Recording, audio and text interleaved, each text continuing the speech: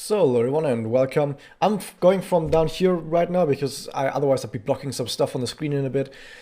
So, spirit enhancement is a thing that is quite important on the Japanese server right now, and I know a lot of people on the American server are wondering about it. I'm not going to make a full guide on it because this is something that North American server won't get until like maybe the end of the year, and that's when I'll make a full guide about it.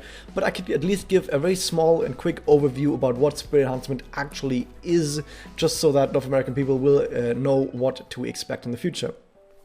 So starting out, a character must have spirit enhancement unlocked. How do you get spirit enhancement unlocked for that character? Well, you just wait for an update that says, hey, we've unlocked spirit enhancement for this character. So over time, when spirit enhancement first gets released, only a handful of characters will have it, like 3 or 5, but then every single update that happens, more and more characters are going to get it unlocked until at some point, every single character in the game is going to have spirit enhancement unlocked.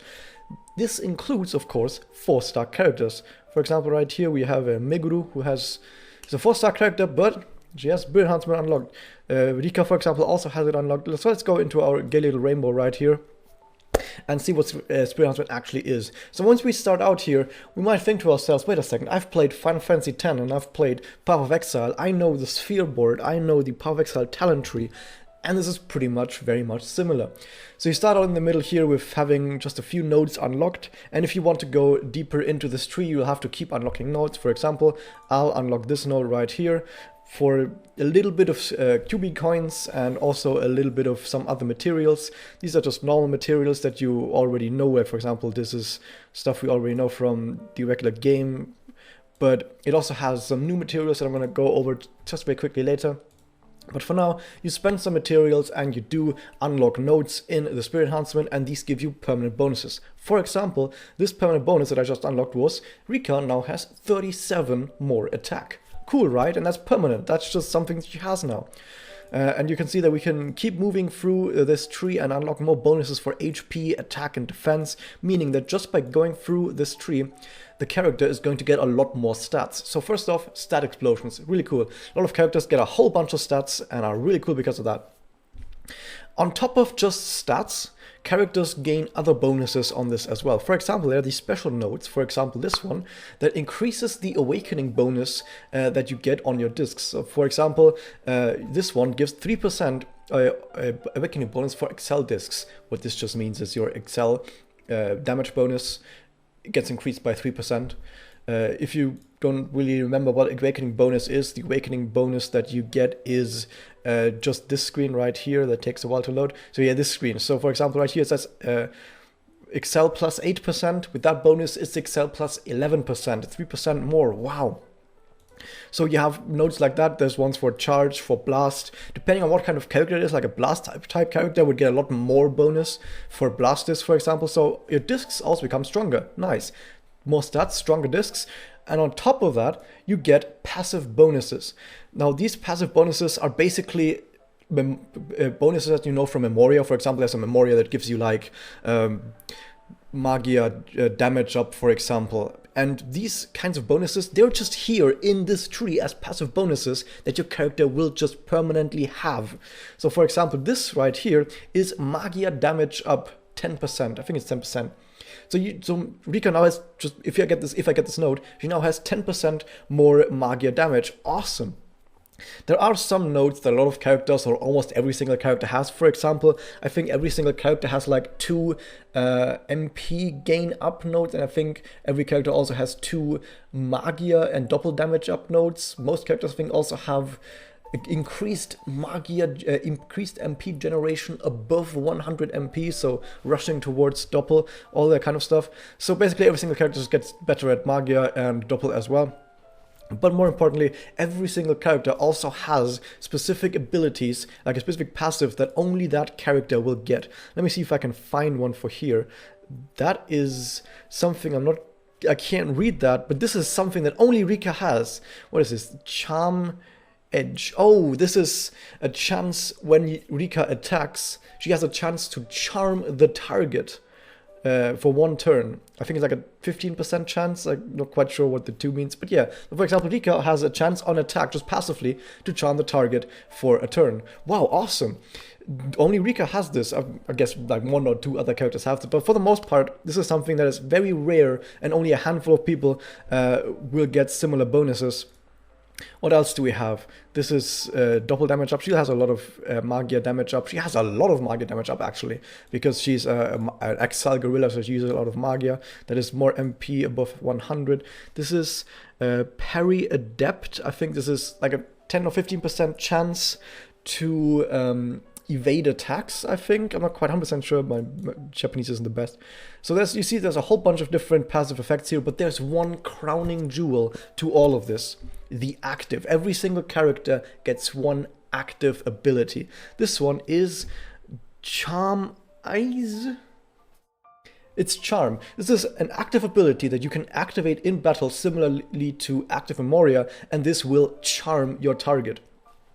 Now, I've done a bunch of other videos on the Japanese server, for example, the video where I showed a very difficult challenge quest, an EX challenge quest, or I made a video about Ren and Cool Homura in mirrors, and if you watch those videos, you can see that if you look at your active abilities in battle, you won't have 2 active abilities for your 2 active Memorias, you will actually have 3, and the third one is your active ability that you gained from Spirit Enhancement, and those abilities have, they do have a cooldown, of course. Most of them actually have quite a lengthy cooldown of like 8 turns or something, but in Mirrors, those abilities start completely ready. You can start in Mirrors, and all of these abilities are going to be ready, which is kind of OP in a lot of cases. So yeah, that's kind of what JP Mirrors is right now. You just get someone who has a really cool active ability, and that has breathed some new life into the Mirrors, which is really cool. Now, I do need to show one thing quickly in where you can actually get the materials for you. So you might have seen that it used some materials to actually do the enhancement, and there was this new like small orb thing that was on top of some platter. These are the Spirit Enhancement shards. I think they're called emotion shards, and there are a whole bunch of types of them. There's like 7 types, I think, 8 types. I think I've already completely bought one of these. There's like a whole bunch of types of them. And the point is that you might think to yourself, wait a second, does that mean that every single element is going to have their own type? So a fire type character is going to have the fire. No, not at all. They're completely arbitrary, and I've already gone away from the from Spirit Enhancement board, but on that board, every single section of the board just has its own type of shard. So if you go north, if you go upwards, for example, if you go upwards, they might need like these shards, but if you go south, it might need like these shards, and if you go west, it might need like these shards. So you kind of still need all of these shards for every character. So every character needs all of these shards. I guess they're just different types so that you have more stuff to collect. Yay! So as you can see, these small shards, you're going to be able to get some of these in event shops. This is just a regular event shop for the normal event that's running right now. And every single event shop is going to have these orbs in it. You can see that there's quite a lot of the small ones, and these small ones will also be farmable during main story quests. So I can go to main story quests right now and farm the small ones. There's also medium ones that you will need the further you go into these trees. Like the outer edges, they will need medium ones, and the very, very outer edges will need the giant ones. So there's 3 sizes of these, also all of different colors. The medium ones are not farmable right now, but in the event shops, for pretty much every single event, you don't see them right here because I think I've already bought them. Yeah, I've already bought them. They're down here. So the medium shards you will be able to find in all of the event shops. So just by playing events, you will be able to get a handful of them. So I kind of like got 8 of them of each individual type for just playing this event. And that's basically how you're going to get most of your medium ones. But what about the large ones? Well, the large ones are sadly not that easy to get because you might have to put Magia stones. Don't worry, guys. You can get them without Magia stones. I'm just telling you. If you want to pay some Magia stone, there's a monthly pack. You can get like 1 per month for each color. For each color, there's a monthly pack for 20 gems to get 8 small ones, 3 medium ones, and 1 large one. These aren't worth it. Don't buy them. for the most part, unless you like whale. Unless you like whaling, you can totally buy these. Also, there's these Mitama coins. If you don't know about this on Japanese, every single time you roll, you get a Mitama coin, one for every roll. So on a 10 roll, you get 10 of these coins. And if you get 300 of them, you can just buy the Focus 4-star. So yeah, it's like a double pity. You have a double pity system on the Japanese server where after 300 rolls on the same banner, it has to be the same banner, you get a Focus 4-star. But these coins also allow you to buy these packs. So if you're rolling on pretty much any banner after Arc 2 starts, you're going to be able to get more of these packs, which have all of these packs will have one large one in there. And also there's a third source for these large ones in that some events, there are special events called Kimochi events, and during these Kimochi events you will be fighting a raid boss, and by fighting this raid boss you will get a whole bunch of stuff that you can trade in for more large of these spirit shards, like emotion shards. So yeah, so these are the main three sources. You can buy the monthly pack in here, not worth it, don't worry about it. You can get them by just rolling and then trading some stuff in, or you can play the Kimochi events where you'll get them. And I think there's some other non-replenishable sources as well. Like I think you might get them for like the first time completion of some events or something. Not really anything that's farmable, but in general, these are the main sources of these. And if you just focus on like 3 or 4 characters, you will be fine. It also takes a lot of CC. Like I think completing one spirit board takes like 50 million CC or 30 million CC, I'm not quite sure. It takes a lot of CC, but if you just focus on maybe like 3 to 4 characters, you'll be fine. You don't need to whale to complete like 3 to 4 characters, and you don't need more than 3 or 4 characters having all of their spirit enhancement. Also on top of that, right now you can only get 60 nodes out of the 100 nodes that each spirit board has. You might think to yourself, wait, I can only get 60 out of the 100 nodes? That kind of sucks. Yeah, but that's only temporary. I assume once every single character in the game has a spirit enhancement unlocked, I assume that's when they'll release that lock and allow everyone to get all 100 nodes in a spirit board.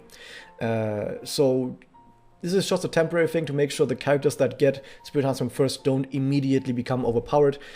And just as a small tip right now, if you also play in the Japanese server and you're not quite sure what to get for each character, just get all the passives and the active first. Just rush to all passives and actives, and afterwards just get as much attack as possible. Or if you're playing a defensive tank, just as much defense as possible. That's literally all you need to do. And for my last step, if you are wondering where you can find all the information on what stats does each character get for Spirit Enhancement, or what sort of active and passive abilities does each character get from Spirit Enhancement, if you go to the fandom wiki, on almost every single character that has SE unlocked, there you will find a special section on stats right here. So these are the stats that the character will have at maximum rarity, like for example this in this case for the 4-star rarity with Spirit Enhancement stats. You can see the kind of stats that you get. I think it even tells you, yep, exactly how much more you'll get. It doesn't show up on the stream, but if you hover over these, it shows you how much, for example, this is 1,339 more attack. And if you scroll down, you will find a specific section on all the different passives and actives you get. So these are all the passives you get, and here you see the active that you get. And these will be, of course, different for every single character. I was right on it being a 50% evade chance, and it was indeed a 50% chance to charm on attack. That's pretty cool.